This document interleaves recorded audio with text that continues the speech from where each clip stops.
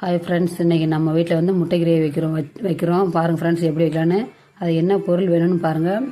பெருஞ்சீரகம், பட்டை, லவங்கம், இது வந்து கல்பாசிங்க ஃப்ரெண்ட்ஸ். பாருங்கள், கல்பாசி போட்டால் நல்லா வாசமாக டேஸ்ட்டாக இருக்கும். 5 முட்டைங்க ஃப்ரெண்ட்ஸ். இது வந்து ஆட்டுக்கோழி முட்டை 5 முட்டை எடுத்துருக்குறேன். பாருங்கள் ஃப்ரெண்ட்ஸ், அவிச்சு உரிச்சு வச்சுருக்குறேன்.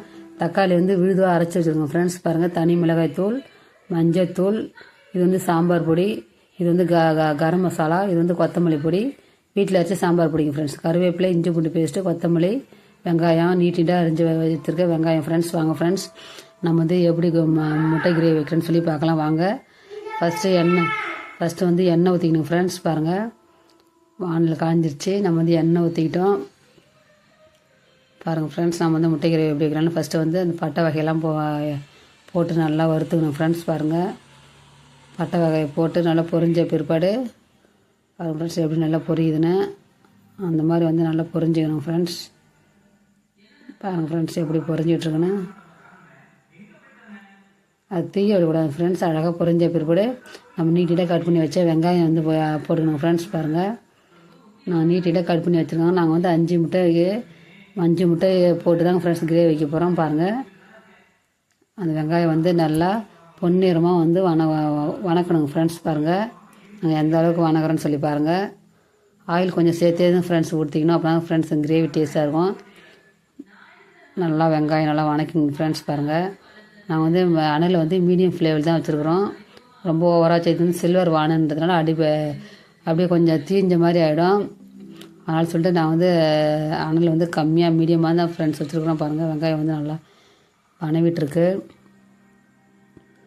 அப்புறம் ஃப்ரெண்ட்ஸ், அதில் வந்து நம்ம போட்ட எந்த ஒரு பொருளுமே தீயலை, கரெக்டான பதத்தில் நம்ம வணக்கிட்டு இருக்கோம். அடுத்தது வந்து இஞ்சி பூண்டு பேஸ்ட்டு வந்து வணக்கணும் ஃப்ரெண்ட்ஸ். பாருங்கள், அந்த வெங்காயத்தை கூட இஞ்சி பூண்டு பேஸ்ட்டு போட்டு நல்லா அந்த பச்சை வாசனை போகிற அளவுக்கு நல்லா வணக்கிக்கணும்.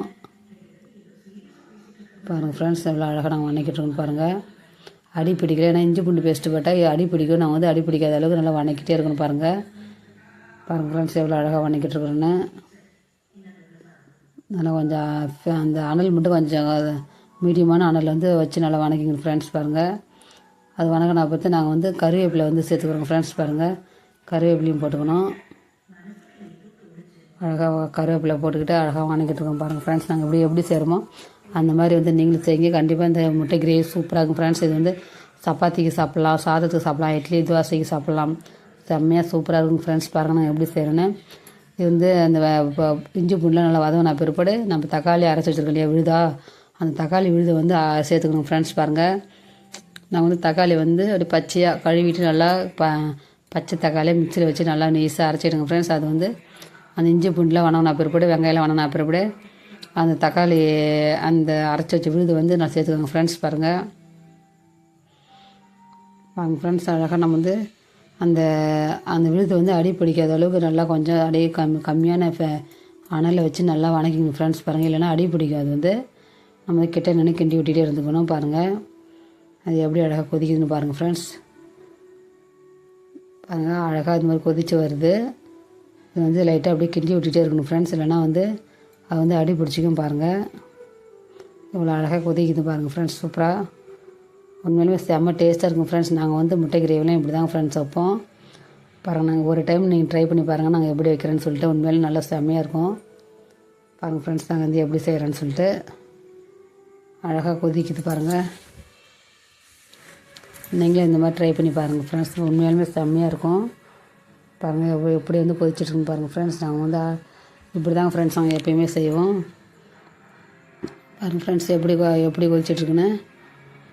நாங்கள் வந்து இப்படி தான் இந்த மாதிரி தான் ஃப்ரெண்ட்ஸ் இப்படி தான் ஃப்ரெண்ட்ஸ் கொதிக்கணும். பாருங்கள், இப்போ வந்து இந்த அளவுக்கு கொதிச்ச பிற்பாடு பச்சை வாசம் போயிடுச்சு. நல்லா கொதிச்ச பிற்பாடு நம்ம எடுத்து வச்சு இந்த மசாலா ஐட்டத்தெல்லாம் போட்டுக்கணும் ஃப்ரெண்ட்ஸ். பாருங்கள், இந்த மசாலா பொடியெலாம் எடுத்து வச்சோம் இல்லையா, அந்த மசாலா பொடியை போட்டு நல்லா மிக்ஸ் பண்ணிக்கணும் ஃப்ரெண்ட்ஸ். பாருங்கள், அடி பிடிக்காத அளவுக்கு நம்ம வந்து மிக்ஸ் பண்ணிக்கணும்.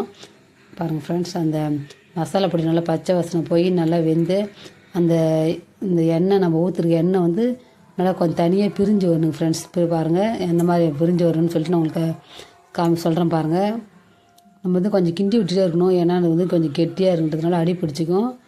நம்ம வந்து கிண்டி விட்டுட்டே இருக்கணும் ஃப்ரெண்ட்ஸ். பாருங்கள், அந்த எண்ணெய் வந்து அழகாக பிரியணும் ஃப்ரெண்ட்ஸ். நம்ம வந்து இப்போதைக்கு தேவையான அளவு சால்ட்டு உப்பு போட்டுக்கலாம் ஃப்ரெண்ட்ஸ். பாருங்கள் நான் வந்து கல் உப்பு தான் போட்டிருக்கோம் பாருங்கள். கல் உப்பு தான் ஃப்ரெண்ட்ஸ் நாங்கள் போட்டு கிண்டுறோம் பாருங்கள். அது வந்து எண்ணெய் வந்து அழகாக பிரிஞ்சு வரணும் ஃப்ரெண்ட்ஸ். பாருங்கள் எந்த அளவுக்கு எண்ணெய் பிரிஞ்சு வரணும்னு சொல்லிட்டு நீங்கள் பாருங்கள். ஃப்ரெண்ட்ஸ் நல்லா கொதிச்சிட்ருக்கு பாருங்கள். சூப்பராக இருக்குது பாருங்கள் ஃப்ரெண்ட்ஸ். நல்லா கிண்டி விட்டுட்டே இருக்கணும் ஃப்ரெண்ட்ஸ். ஏன்னா இல்லைன்னா அடியே பிடிச்சிக்கும் கெட்டியாக இருக்குன்றதுனால. பாருங்கள் ஃப்ரெண்ட்ஸ் நல்லா அது கொதிக்க அந்த எண்ணெய் வந்து அழகாக பிரிஞ்சு வருது பார்த்தீங்களா. பாருங்கள் ஃப்ரெண்ட்ஸ் நாங்கள் வந்து எந்த அளவுக்கு எண்ணெய் பிரிஞ்சு வர அளவுக்கு நாங்கள் வந்து அது வந்து பொறுமையாக அழகாக அனல் கம்மியாக வச்சு கிண்டிட்டு பாருங்கள். இந்த அளவுக்கு எண்ணெய் பிரிஞ்சு வந்துச்சு பார்த்தீங்களா. பிரிஞ்சு வந்த பிற்பாடு நம்ம வந்து அந்த முட்டை உரித்து வச்ச முட்டையை வந்து லைட்டாக கோடு போட்டுக்கணும் ஃப்ரெண்ட்ஸ். அப்படின்னா தான் நம்ம வந்து இந்த மசாலா வந்து அந்த முட்டை விழுந்து இறங்கும். அதனால் லைட்டாக கீரல் போடுவோம். மஞ்சள் கவர்லேருந்து கீரல் போடக்கூடாது ஃப்ரெண்ட்ஸ். ஏன்னா மஞ்சள் கவரில் கீரல் போட்டால் அந்த மஞ்சள் கவரில் வந்து இந்த கிரேவியில் இறங்கினா கொஞ்சம் ஸ்மெல் அடிக்கும்.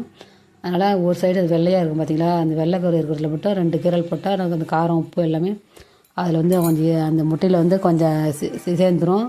நமக்கு சாப்பிட நல்லா டேஸ்ட்டாக இருக்கும் ஃப்ரெண்ட்ஸ். பாருங்கள் முட்டை போட்டாச்சு பாருங்கள் எந்த அளவுக்கு எண்ணெய் பிரிஞ்சு வருதுன்னு பார்த்தீங்களா. நல்லா சூப்பராக பார்க்கவே அப்படியே அழகாக சூப்பராக இருக்கும் ஃப்ரெண்ட்ஸ். அப்படியே சாப்பிட்லாமான்னு இருக்குது பாருங்கள்.